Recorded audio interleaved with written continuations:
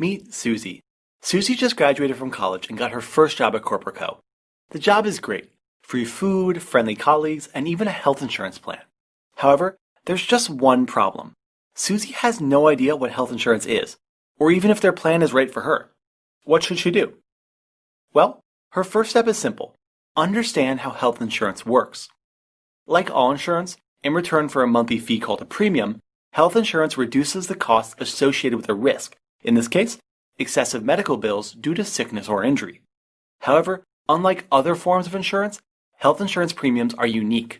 They're only based on a few factors, like age, location, and smoking habits, and not on your health status.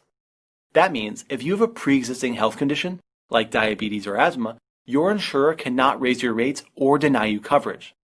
This is undeniably great for the consumer, though health insurance also has a few problems, mainly the confusing jumble of terms. HMO, deductible, the list goes on and on. However, Susie shouldn't worry. Explained properly, health insurance isn't all that complicated. Let's walk through an example. Let's say Susie has a $200 monthly policy with a $1,000 deductible, 20% coinsurance, and a $5,000 out-of-pocket maximum. Let's also say she recently broke her leg playing soccer and has just been stuck with a $100,000 medical bill. Yikes. How much of that enormous bill does she have to pay? Let's start with the deductible first. A deductible is simply the amount of money Susie must pay each year before her insurer starts paying their share. Susie's plan has a $1,000 deductible. That means, for a $100,000 medical bill, Susie must pay the first $1,000 herself.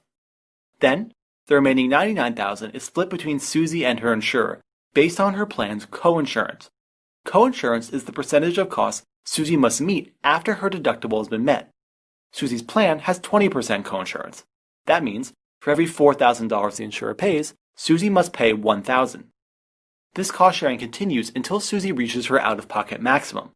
This is quite literally the maximum amount of medical expenses Susie has to pay each year before her insurer pays the rest.